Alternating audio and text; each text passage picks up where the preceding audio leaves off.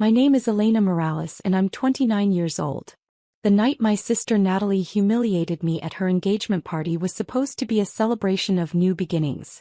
Instead, it became the moment I finally revealed to my family that the disappointment they'd spent a decade mocking was actually the one person keeping them all afloat.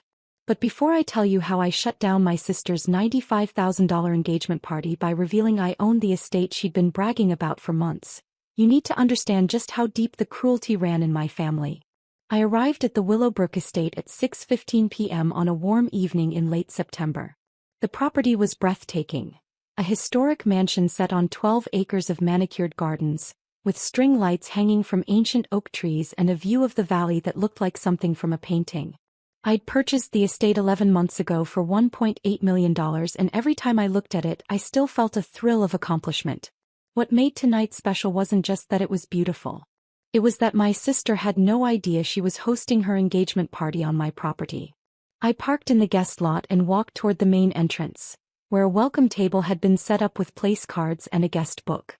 A young woman in a catering uniform greeted me with a bright smile.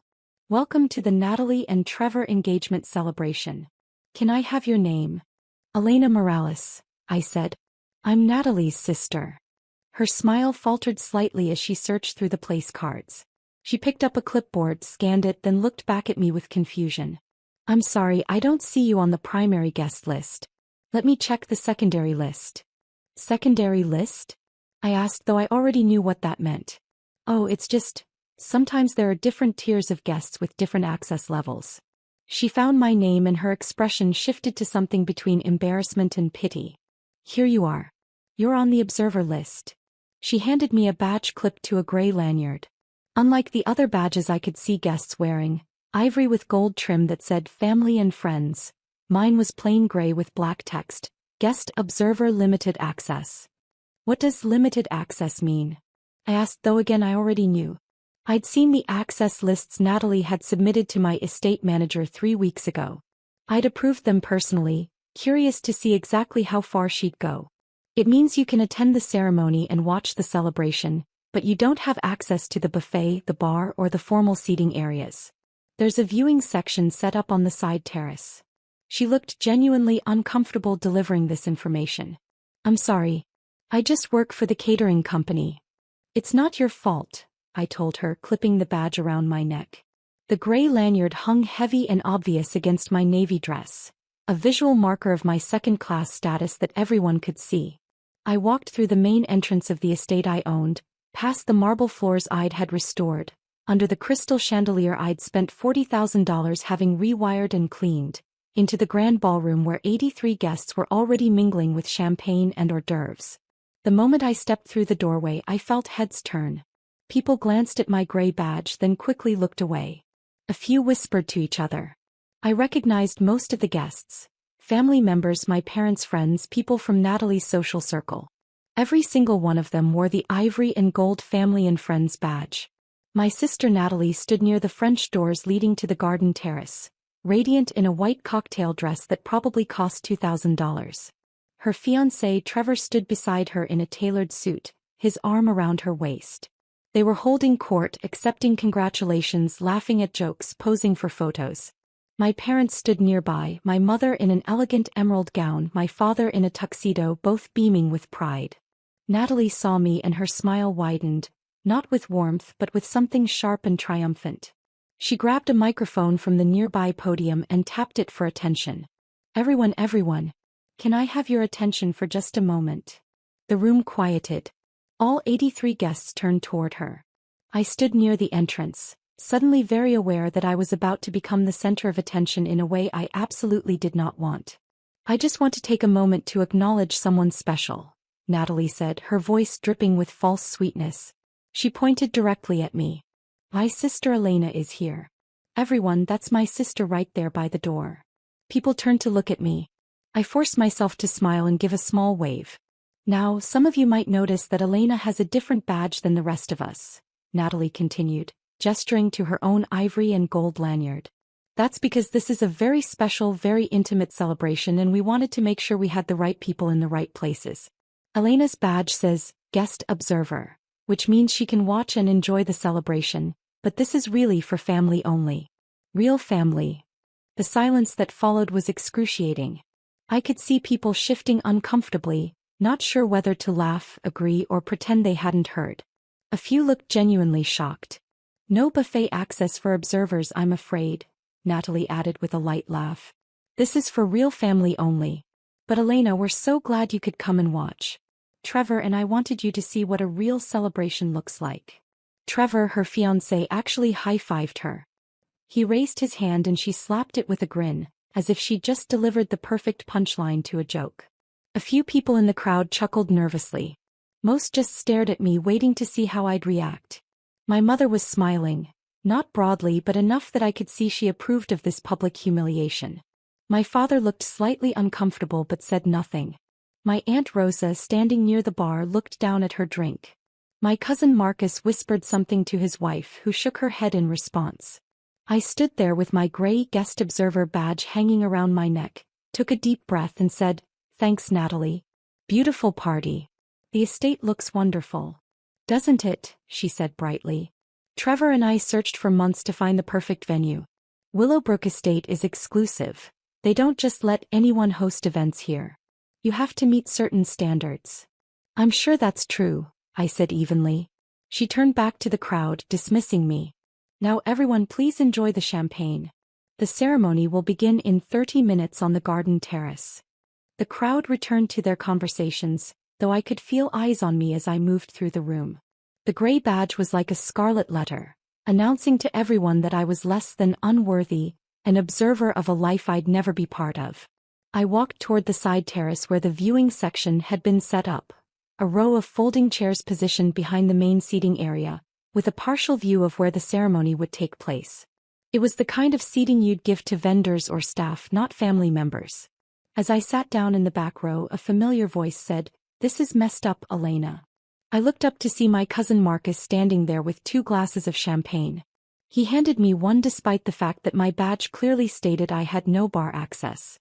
"Thanks, Marcus," I said, accepting the glass. He sat down beside me, his own ivory and gold badge a stark contrast to my gray one. "I don't know what's going on with Natalie, but this is wrong. You're her sister. You should be up there with the family, not back here like some random person off the street." "Natalie has her reasons," I said carefully. "What reasons? What could possibly justify this?" He gestured around at the viewing section, the gray badge, the public announcement. "This is cruel." I appreciated his support, but I couldn't tell him the truth yet. Instead I said, "Let's just get through tonight. I'll be fine." He shook his head but didn't push further.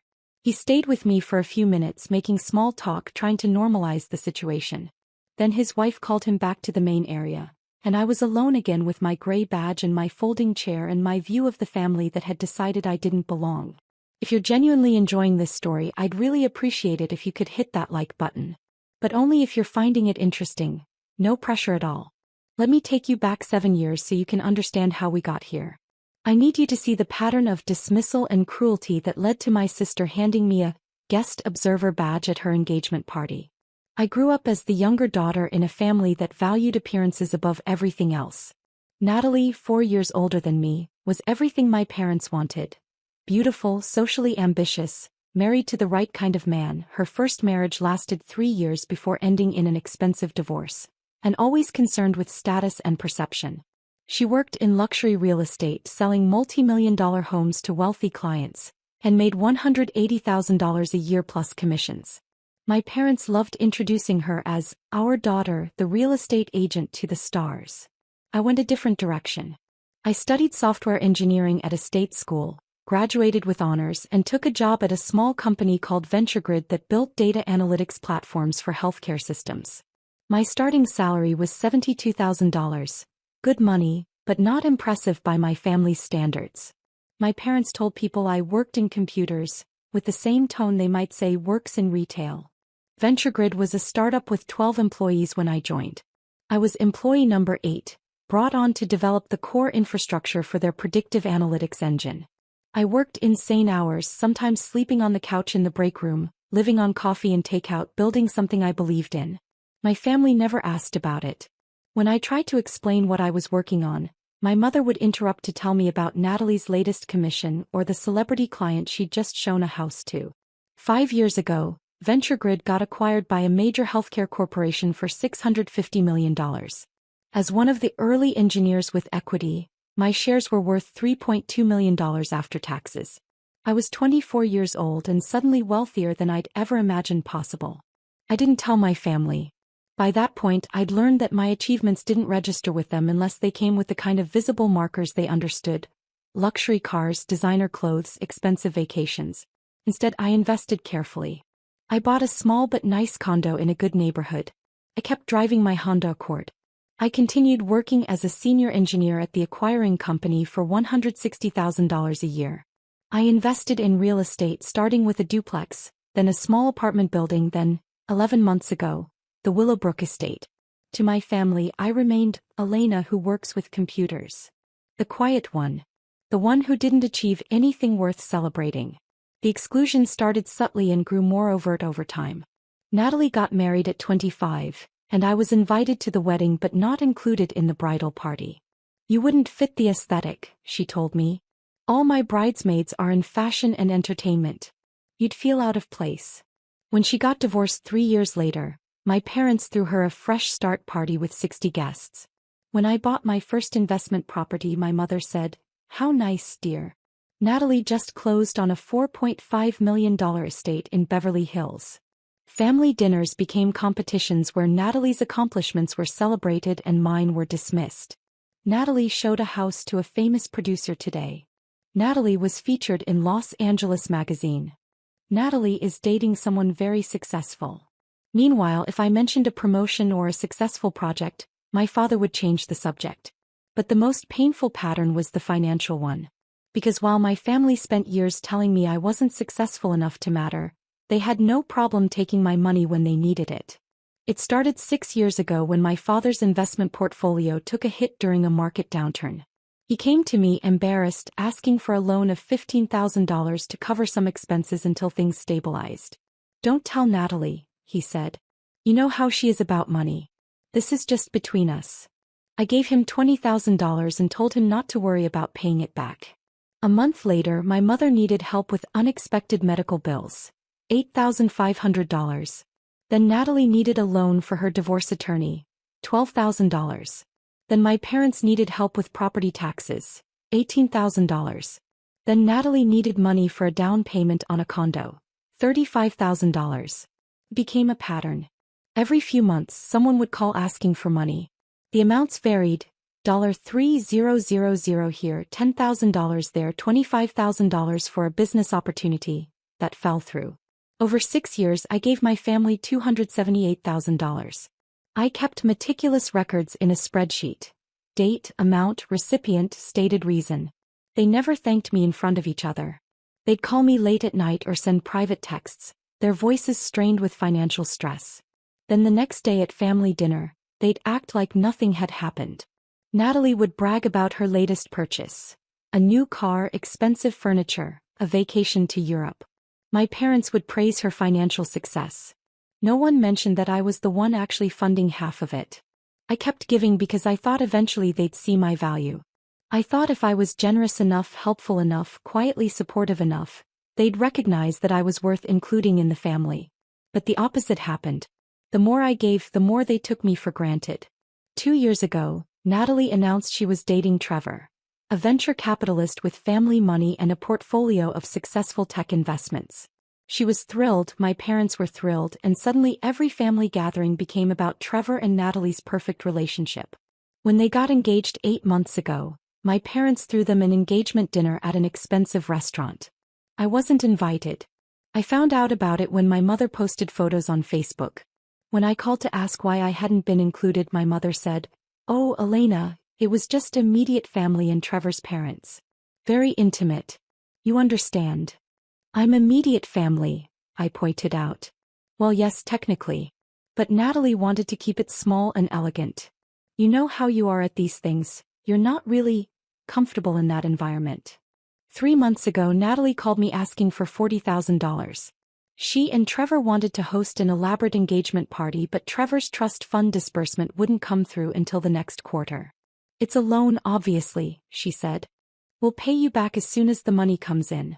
This party is really important to us. We're inviting some of Trevor's business connections and we need to make the right impression. I'd reached my limit with the financial requests. Natalie, I've given you and Mom and Dad almost $280,000 over the past 6 years.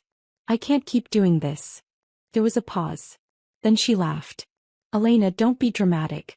You haven't given us that much money. And anyway, family helps family. That's what we do. When has the family helped me? Oh please. You're being ridiculous. We include you in things, we invite you to events. You didn't invite me to your engagement dinner. Because it was small. I explained this. Her voice had taken on that sharp edge it got when she was annoyed. Look, either you're willing to help your sister or you're not. It's your choice. I made a decision in that moment. I'll tell you what, Natalie. I'll do something better than giving you $40,000. I'll give you the venue for free. What do you mean? I mean, I know a place. A beautiful historic estate with gardens, views, enough space for 100 guests. I can get you the venue for free if you want it. She was immediately interested. What's the catch? No catch. I just want to help my sister. Consider it my engagement gift. She was suspicious but intrigued. I sent her information about Willowbrook Estate, the property I'd purchased 6 months earlier as an investment and event venue. I didn't tell her I owned it. I told her I had connections and could get her a discount. She fell in love with it immediately. The historic mansion, the gardens, the prestige of the location. It was exactly what she wanted for her engagement party. When she called to ask about pricing, my estate manager quoted her the standard rate. $25,000 for venue rental plus catering, staffing and service fees that would bring the total to around $95,000. That's way too much, Natalie said. Elena said she could get me a deal. My estate manager, who knew exactly who Natalie was and what I was planning, said, let me check with the owner. He called her back and offered her the venue for free. Venue rental waived, she'd only pay for catering and services. The total came down to $47,000, which she and Trevor could afford. She accepted immediately. Over the next 3 months, she bragged to everyone about how she'd landed this exclusive venue, how she had connections that got her special treatment, how her engagement party was going to be absolutely stunning at this gorgeous estate that normal people can't even book. She never once thanked me for the referral or acknowledged that I'd helped her get the venue. When I mentioned it at a family dinner, she said, "Oh, that? Elena just gave me a name. I'm the one who negotiated everything and made it happen." And now, sitting in the viewing section with my gray guest observer badge, watching my sister accept congratulations for her beautiful venue and her sophisticated taste, I knew exactly what I was going to do. The ceremony began at 7 p.m. on the garden terrace. Trevor stood under an arch decorated with white roses and ivy, waiting for Natalie to walk through the garden path. It wasn't a wedding, just an engagement celebration, but they'd planned it with wedding-level formality. There were readings about love and commitment, champagne toasts, a ceremonial ring exchange where Trevor gave Natalie a promise ring to wear until the wedding. From my folding chair in the viewing section, I had a partial view. I could see Natalie's profile, hear the words being spoken, watch as guests wiped away tears at the romantic sentiment. My parents sat in the front row of the main seating area, holding hands, my mother dabbing at her eyes with a handkerchief. I checked my watch. 7:22 p.m. The ceremony would finish around 7:45, followed by dinner at 8 o'clock, then dancing and celebration until 11 p.m. My plan was timed perfectly. After the ceremony concluded, guests moved into the ballroom for dinner. The main seating area had round tables with ivory linens, elaborate centerpieces, place settings that probably cost $150 per person. The viewing section had no tables, just the folding chairs. True to Natalie's word, I had no buffet access. Staff members walked past me with trays of appetizers, delivering them to the main seating area while I sat in my corner with the glass of champagne Marcus had smuggled to me earlier. My Aunt Rosa approached during the cocktail hour, looking uncomfortable. "Elena, Mija, I don't understand what's happening. Why aren't you sitting with the family?" "You'd have to ask Natalie," I said. "This is wrong. You're her sister. Let me talk to her." "Please don't, Aunt Rosa. It's fine. I'm fine." She looked like she wanted to argue but didn't know what to say. Instead, she hugged me and whispered, You deserve better than this, before returning to the main area. At 8:15 p.m., dinner was served to the main seating area. A choice of filet mignon or Chilean sea bass, roasted vegetables, truffle mashed potatoes, a mixed green salad with candied pecans and goat cheese. The smell was incredible. My stomach growled. I'd skipped lunch anticipating I'd eat at the party. I hadn't counted on being excluded from the buffet. A server noticed me sitting alone and approached quietly. "Miss, I'm not supposed to do this, but would you like me to bring you a plate? This is ridiculous." "I appreciate that," I said, "but I'm fine. I'll get something after I leave." She looked at me with pity and walked away. Another mark of my second-class status. The catering staff felt sorry for me. At 8:47 p.m., Natalie and Trevor made their way through the ballroom, stopping at each table to greet guests and accept congratulations. They laughed, posed for photos, thanked people for coming.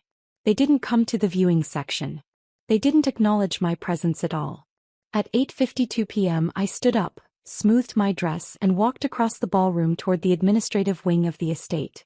A few people noticed me leaving, but most were focused on the celebration. I walked down the corridor with its polished hardwood floors and historical portraits, past the library and the sitting rooms, to the office at the end of the hall. My estate manager, Richard Chin, no relation, was waiting for me as planned. "Ms. Morales. Is it time?" "It's time," I said. He handed me a tablet and a document. "Everything is prepared as you requested. All you need to do is sign this authorization and I'll make the announcement." The document was simple. Authorization for the estate manager to terminate the event early and remove all guests from the property. I drafted it with my attorney 3 weeks ago, knowing this moment would come. I signed my name. Elena Morales, owner, Willowbrook Estate LC. "Give them 5 more minutes," I said. "Let them finish dinner. Then make the announcement." Richard nodded. "Are you certain about this?" "Your sister." My sister publicly humiliated me in front of 83 people. She gave me a badge that labeled me as an observer, not family. She denied me access to food and drinks at an event I'm paying for. She has spent years taking my money while treating me like I don't matter. I looked at him steadily. "I've never been more certain about anything." "Understood." He picked up the tablet and headed toward the ballroom. I followed at a distance, positioning myself near the entrance where I could see but not be immediately noticed. At 8:57 p.m., Richard walked to the center of the ballroom and spoke quietly to the DJ, who turned down the music. Richard picked up a microphone, tapped it for attention and waited as the room gradually quieted. Natalie looked annoyed at the interruption. She was mid-conversation with some of Trevor's business associates, clearly networking. Trevor looked curious. My parents looked confused. "Ladies and gentlemen," Richard said, his voice professionally polite but firm, "I apologize for interrupting this lovely celebration. My name is Richard Chin and I'm the estate manager here at Willowbrook. I need to make an important announcement regarding this evening's event." The room went completely silent. 83 people turned to look at him. "There's been a development concerning the property ownership and the terms of tonight's event that requires immediate attention." He consulted his tablet. "I need to inform you all that Willowbrook Estate has an owner who has exercised their right to modify tonight's arrangements." Natalie stood up, her face flushing with anger. "What are you talking about? We have a contract. We paid for this venue." "Actually, Ms. Morales, you didn't pay for the venue. The venue rental fee was waived by the owner. You paid only for catering and services." Richard remained calm and professional. "The owner has decided to exercise their right to end tonight's event early." "That's ridiculous." Natalie's voice was shrill now. "Who's the owner? I want to speak to them right now." Trevor stood up beside her, putting on his venture capitalist voice, the one that probably intimidated junior employees and service workers. "This is completely unacceptable. We'll be filing complaints. We'll be demanding refunds. Do you have any idea who you're dealing with?" Richard didn't flinch.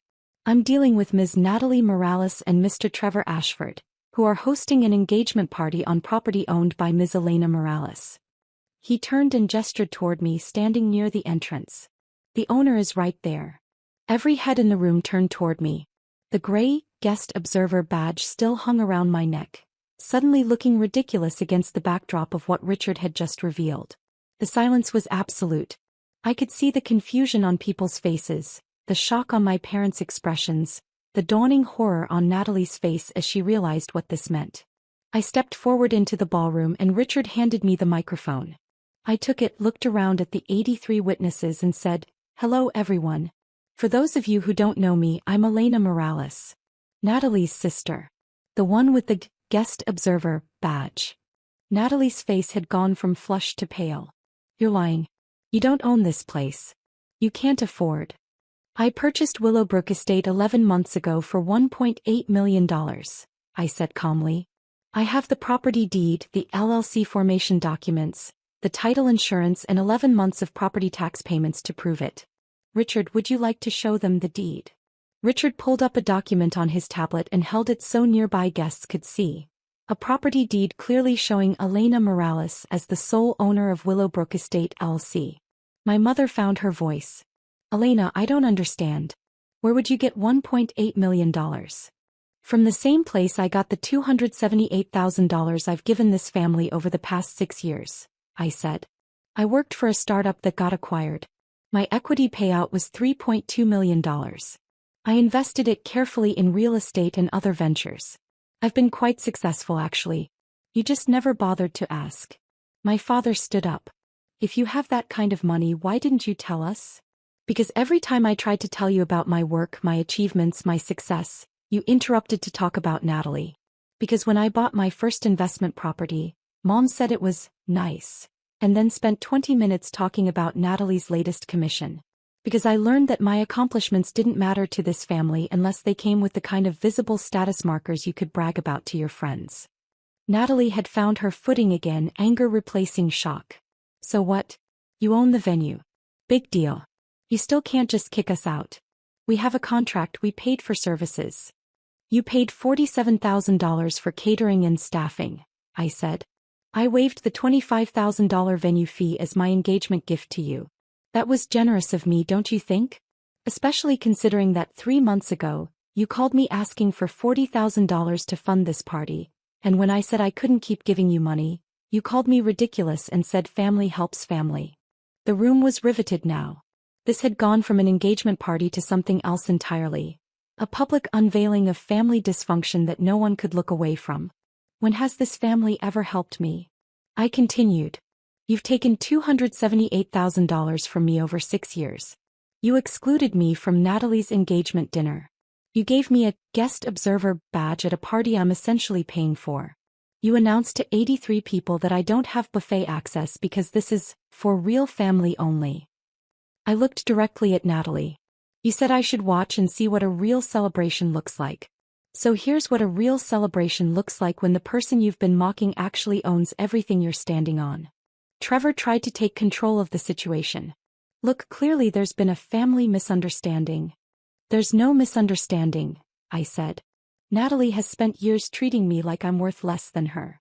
She's taken my money, dismissed my achievements, and excluded me from family events. Tonight she handed me a badge that labeled me as an observer and told 83 people I'm not real family. She did that on property I own at a party I made possible, in front of witnesses who can now see exactly who my family really is." My Aunt Rosa spoke up from her table. "Elena's right. This is wrong. I've watched this family treat her terribly for years and I didn't speak up enough. But this," she gestured at my gray badge, "this is cruel." A few other people murmured agreement. I could see some guests pulling out their phones, undoubtedly texting friends about what they were witnessing. This would be the talk of every social circle for months. Natalie's voice cracked. "You're really going to shut down my engagement party? On what's supposed to be one of the happiest days of my life?" "No," I said. "I'm not going to shut it down. The party will continue. Everyone here is welcome to stay and enjoy the rest of the evening. The catering you paid for will be served. The bar will remain open, the music will keep playing." I paused. "But I am going to make a few changes to the access badges." I nodded to Richard, who'd been holding a box of new badges. He walked to Natalie and handed her a gray, guest observer, lanyard identical to mine. "From this moment forward," I said, "Natalie and Trevor are guest observers at this event. No buffet access. No bar access. No formal seating. You can watch from the viewing section and see what a real celebration looks like when you're not considered real family. The shock on Natalie's face was complete. You can't do this. I absolutely can. It's my property. And Richard, please provide ivory and gold family and friends badges to everyone else in the room. They're all welcome to enjoy the full celebration, except for the guest observers. Richard had clearly prepared for this. He began distributing new badges to the guests, who accepted them with expressions ranging from shock to barely suppressed delight at the drama. Within minutes, everyone in the room except Natalie and Trevor wore the ivory and gold badges. My parents sat frozen at their table, looking between me and Natalie with expressions of disbelief. My mother started to cry, not the elegant tears she'd cried during the ceremony but genuine distress. "Elena, please," she said. "Don't do this to your sister. Whatever issues you have, we can talk about them later." "We're not going to talk about them later, Mom. We're done talking. You spent years telling me I wasn't successful enough, wasn't sophisticated enough, wasn't worth including in family events. You took $278,000 from me and never once said thank you in front of Natalie or Dad. You let Natalie give me a guest observer badge and announce to 83 people that I'm not real family." I looked around the room. I wanted all of you to see who they really are. I wanted witnesses. And now you all know. Trevor had his phone out, probably calling his attorney. "This is harassment. This is me exercising my property rights," I said. "You're welcome to leave if you don't like the new arrangements. Everyone else is welcome to stay and enjoy the party I'm hosting. The party I own on the property I own with the success I earned that this family never acknowledged." I handed the microphone back to Richard. "Please make sure Natalie and Trevor are comfortable in the viewing section. Everyone else, enjoy your evening. The buffet will open in 10 minutes. I walked out of the ballroom through the main entrance. Not the side entrance, not the viewing section, but straight through the center of the room with my head high and my gray badge still around my neck. A reminder of what they tried to make me but failed. Drop a comment and let me know where you're watching from. I love hearing from people who've dealt with difficult family dynamics. Behind me, I could hear voices rising.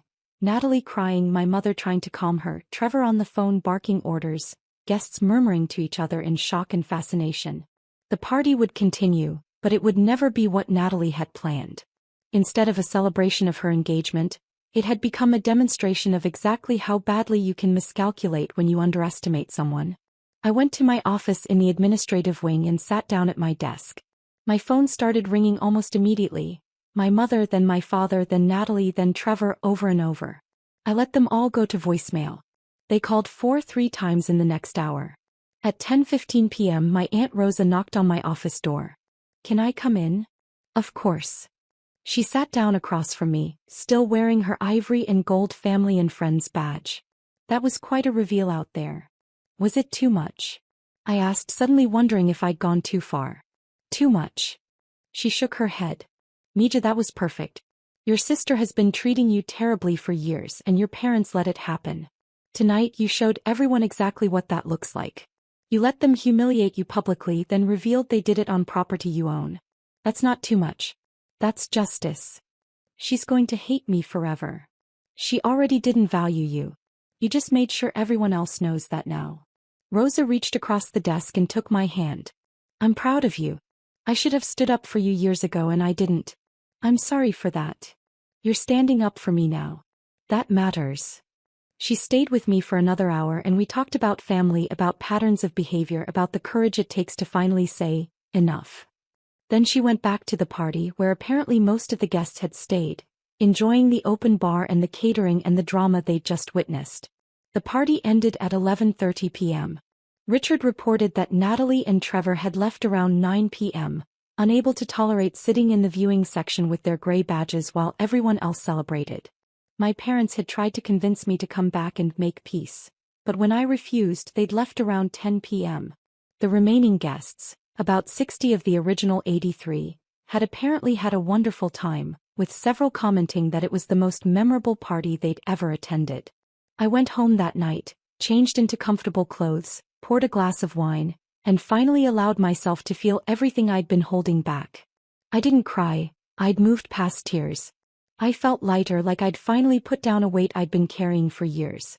My phone showed 67 missed calls and 89 text messages by midnight. I read a few of them. From Natalie, "You ruined my engagement party. How could you do this to me? You're a horrible person." From my mother, "Elena, this is cruel and unnecessary. Natalie is devastated. How can you be so heartless toward your own sister?" From my father, "We need to talk about this. What you did tonight was unacceptable. Call me immediately." From Trevor, "My attorney will be in touch. This isn't over." I blocked all their numbers and deleted the messages without responding. But there were other messages too. From Aunt Rosa, "You were magnificent tonight. Call me tomorrow and let's have lunch." From Marcus, "Holy shit, Elena. I had no idea. I'm sorry I didn't speak up more. You were right to do what you did." From 3 other relatives who'd been at the party. Messages of support, apologies for not defending me earlier, admiration for how I'd handled the situation. And one message from a number I didn't recognize. "Hi Elena, this is Jennifer Wu. We met briefly tonight at your sister's party. I'm a reporter for the lifestyle section of the local newspaper. Would you be willing to talk about what happened? I think a lot of people would be interested in your story about family dynamics and financial success. No pressure, just wanted to reach out." I didn't respond to that one either, but I saved it. Maybe someday I'd want to tell this story more publicly. Or maybe I wouldn't. Either way, it was my choice now. 3 days after the party, I received a letter from an attorney representing Natalie and Trevor. They were demanding a full refund of the $47,000 they'd paid for catering and services, claiming that I had sabotaged their event and caused them emotional distress and public humiliation. I forwarded the letter to my own attorney along with documentation. The signed contract that clearly stated the venue owner had the right to modify access privileges, video footage from the security cameras showing Natalie handing me the gray badge and making the real family-only announcement, screenshots of text messages where Natalie had asked me for $40,000 3 months earlier, and bank records showing the $278,000 I'd given the family over 6 years. My attorney responded with a letter of his own. Ms. Morales fulfilled all contractual obligations regarding the event. The catering and services paid for by your clients were provided in full. The modification of access badges was within the property owner's rights as stated in Section 7.3 of the venue contract. Ms. Morales is prepared to countersue for defamation and emotional distress if your clients continue to make false claims about her conduct. Additionally, Ms. Morales has extensive documentation of financial support provided to your clients and their family, which contradicts their claims of being victimized. I never heard from that attorney again. 6 weeks after the engagement party, my mother called from a number I hadn't blocked, my Aunt Rosa's phone. Rosa had texted me first to warn me, so I answered. "Elena, it's Mom." "I know. We need to talk." "No, we don't. Please, Elena. Your sister is getting married in 8 months.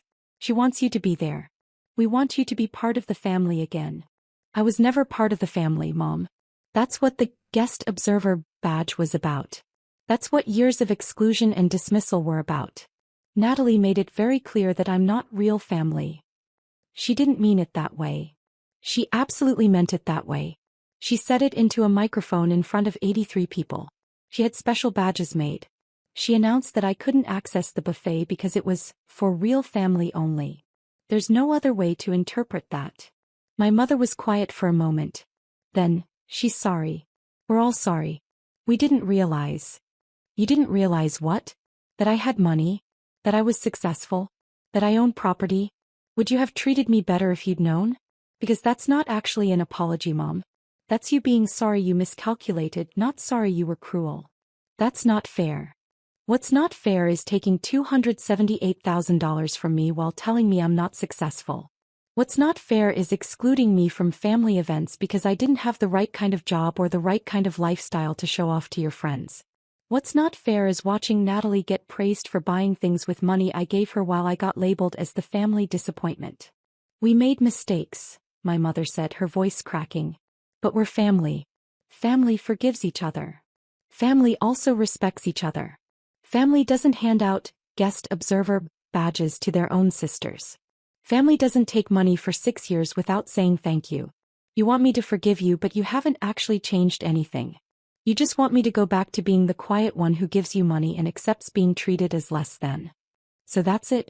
You're just done with all of us. I'm done being treated like I don't matter. If you want a relationship with me, it has to be built on actual respect, not on you realizing I have assets worth acknowledging. Until then, yes. I'm done. I hung up. Aunt Rosa called me right after. I'm proud of you, she said. That took strength. It doesn't feel like strength. It feels like loss. It's both. But you're losing something that was never really there in the first place. He was right. The family I'd been fighting to be part of had never actually existed. It was a fantasy I'd created, hoping that if I was good enough, generous enough, successful enough, they'd finally see my worth.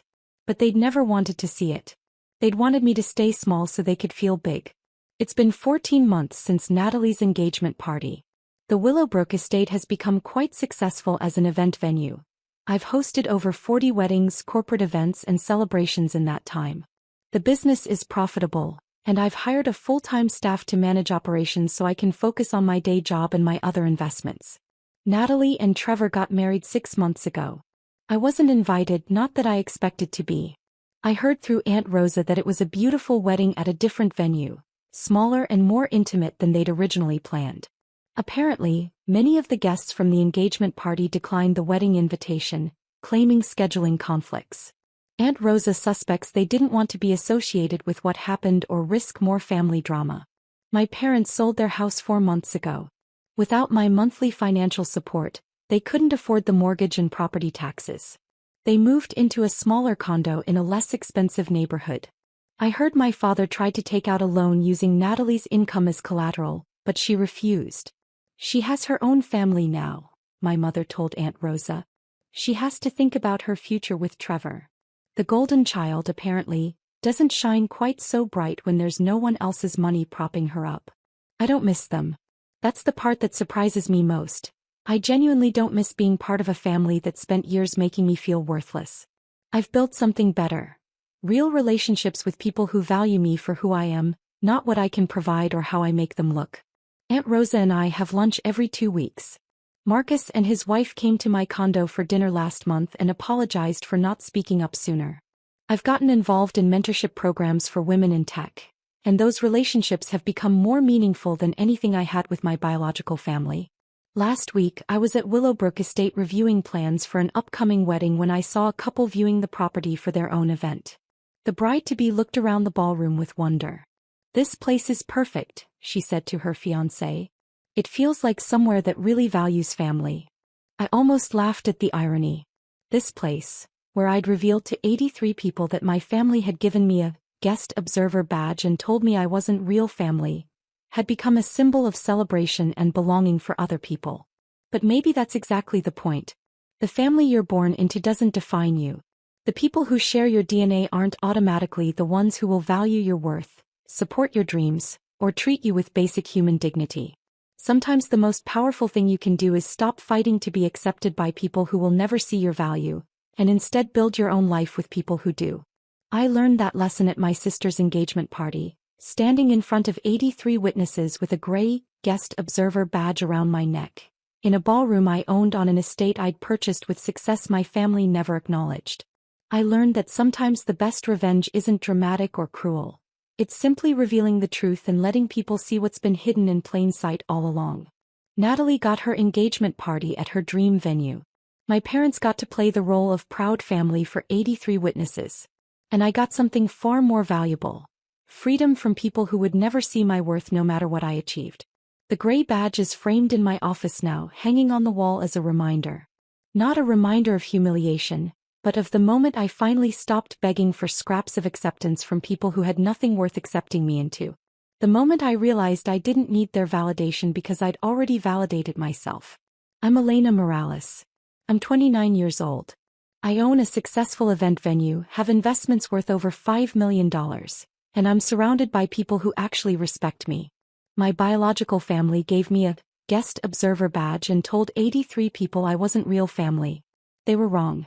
And 90 minutes later, when I walked to the office and signed one document, everyone knew it. And I've never been happier in my entire life.